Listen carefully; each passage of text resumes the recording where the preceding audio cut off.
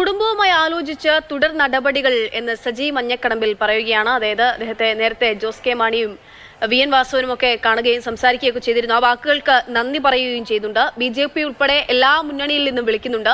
ഏതെങ്കിലും രാഷ്ട്രീയ പ്രവേശനമുണ്ടെങ്കിൽ അറിയിക്കുമെന്നും സജി മഞ്ഞക്കടമ്പിൽ. രാഷ്ട്രീയ പാർട്ടി നേതാക്കൾ ഞാനുമായി ബന്ധപ്പെട്ടു ഞാൻ ആരുടെ അടുത്ത് ഒരു തീരുമാനത്തിലേക്ക് അല്ലെങ്കിൽ രാഷ്ട്രീയ തീരുമാനത്തിലേക്ക് ഞാൻ കടക്കുമെന്ന് ഇതുവരെ അറിയിച്ചിട്ടില്ല. ഞാൻ എന്റെ കുടുംബാംഗങ്ങൾ എല്ലാവരും ഞങ്ങൾ ആലോചിച്ചു എന്റെ സുഹൃത്തുക്കളുമായി ആലോചിച്ച് ഇനിയൊരു രാഷ്ട്രീയ പ്രവേശനം വേണോ എന്നതിനെ സംബന്ധിച്ച് ഞാൻ തീരുമാനം എടുക്കുകയുള്ളൂ. ഇപ്പോഴും തീരുമാനം എടുത്തിട്ടില്ല. ഏത് തരത്തിലുള്ള തീരുമാനം എടുത്താലും നിങ്ങൾ ആ നിമിഷം ഞാൻ അറിയിക്കും. അതേസമയത്ത് തന്നെ കോട്ടയത്ത് സജി മഞ്ഞക്കടമ്പിലിന്റെ രാജി ചർച്ച ചെയ്യാൻ UDFന്റെ നേതൃയോഗം ചേരുകയാണ്. സജിയെ അനുനയിപ്പിച്ച പാർട്ടിയിലേക്ക് തിരികെ കൊണ്ടുവരാനുള്ള ഒരു സാധ്യത മുന്നിൽ കാണുന്നുണ്ട്. തർക്കങ്ങളിൽ ധാരണയുണ്ടാകും. തിരുവഞ്ചൂരിന്റെയും മധ്യസ്ഥതയിലാണ് ഇപ്പോൾ ചർച്ച നടന്നുകൊണ്ടിരിക്കുന്നത്. DCCയിൽ കോട്ടയം DCCയിൽ ഷിനോജ് ST പൂർണ്ണമായിട്ടുള്ള വിവരങ്ങൾ നൽകും. ഷിനോജ്, ഇതാ തൊട്ടു മുൻപ് നമ്മൾ കേൾപ്പിച്ച പ്രതികരണം അനുസരിച്ച് സജി മഞ്ഞക്കടമ്പിൽ ഒരു സാധ്യത നമുക്ക് തള്ളിക്കളയാൻ പറ്റില്ല. മറ്റൊരു മുന്നണി പ്രവേശനമോ പാർട്ടി പ്രവേശനമോ തള്ളിക്കളയാൻ പറ്റാത്ത തരത്തിലുള്ള ഒരു പ്രതികരണമാണ് അദ്ദേഹത്തിന്റെ ഭാഗത്തു നിന്നും ഉണ്ടാകുന്നത്. തൊട്ടു പിന്നാലെയാണ് DCC നേതൃയോഗം ഇപ്പോൾ UDF യോഗം ഇപ്പോൾ ചേർന്നുകൊണ്ടിരിക്കുന്നത്. സജിയെ തിരികെ എത്തിക്കാനായി ഏതിനായിരിക്കും സാധ്യത? ഈ ചർച്ച എങ്ങനെ പുരോഗമിക്കുന്നു ഇപ്പോൾ? പക്ഷേ ഇന്നലെയാണ് മോൻസ് ജോസഫുമായി ഇണഞ്ഞുകൊണ്ട് സജി മഞ്ഞക്കടമ്പിൽ കേരള കോൺഗ്രസിൽ നിന്നും അതുപോലെ UDFന്റെ ജില്ലാ ചെയർമാൻ സ്ഥാനമൊക്കെ രാജിവെച്ചത്.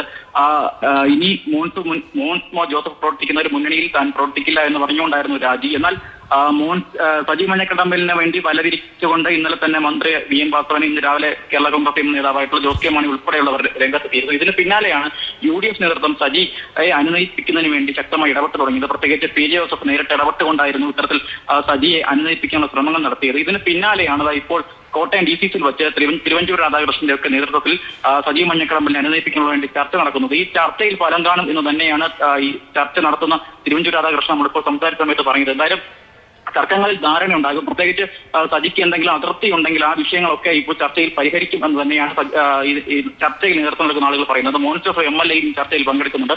പ്രത്യേകിച്ച് ഈ തെരഞ്ഞെടുപ്പ് അടുത്തു നിൽക്കുന്ന സാഹചര്യത്തിൽ സജി മഞ്ഞക്കടമ്പിൽ മുന്നണി മാറി LDFിലേക്കോ അല്ലെങ്കിൽ പ്രത്യേകിച്ച് കേരള കോൺഗ്രസ് എമ്മിലേക്കൊക്കെ പോയി കഴിഞ്ഞാൽ അത് തെരഞ്ഞെടുപ്പിൽ തിരിച്ചടി ഉണ്ടാകുമെന്ന ഒരു വിലയിരുത്തൽ പാർട്ടിക്കുണ്ട്. അത് തന്നെയാണ് ഈ പെട്ടെന്ന് തന്നെ UDFന്റെ നേതൃയോഗം കോട്ടയത്ത് കൂടുവാൻ ഇപ്പോൾ തീരുമാനമെടുത്തിരിക്കുന്നത്.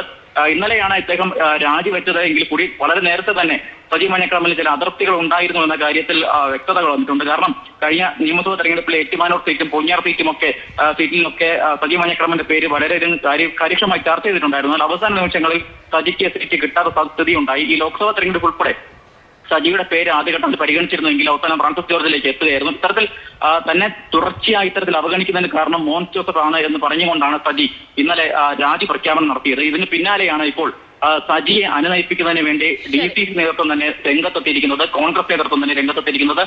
എത്രയും പെട്ടെന്ന് തന്നെ സജിയെ അനുനയിപ്പിച്ച് സജി മറുപാളത്തിൽ വളരെ സങ്കടം പറഞ്ഞാണ് സജി മഞ്ഞക്കടമ്പിൽ കഴിഞ്ഞ ദിവസം ജോസഫ് ഗ്രൂപ്പിൽ നിന്നും അദ്ദേഹം രാജിവെക്കുന്നത്. പിന്നാലെ ജോസ് കെ മാണിയുടെ പ്രശംസയുണ്ടാകുന്നു. ജോസ് കെ മാണിയുടെയും വി എൻ വാസുവിന്റെയും പ്രശംസയ്ക്കും ക്ഷണത്തിനുമൊക്കെ നന്ദി പറഞ്ഞുകൊണ്ട് ഏറ്റവും ഒടുവിൽ കുറച്ച് സമയം മുൻപ് നമുക്ക് സജി മഞ്ഞക്കടമ്പിലിന്റെ പ്രതികരണം ലഭിക്കുന്നു. തൊട്ടു പിന്നാലെയാണ് എത്രയും പെട്ടെന്ന് സജിയെ തിരികെ പാർട്ടിയിലേക്ക് തന്നെ എത്തിക്കുക, മുന്നണിയിലേക്ക് എത്തിക്കുക എന്നുള്ള ശ്രമവുമായി UDF ഇപ്പോൾ നേതൃയോഗം ചേർന്നുകൊണ്ടിരിക്കുക.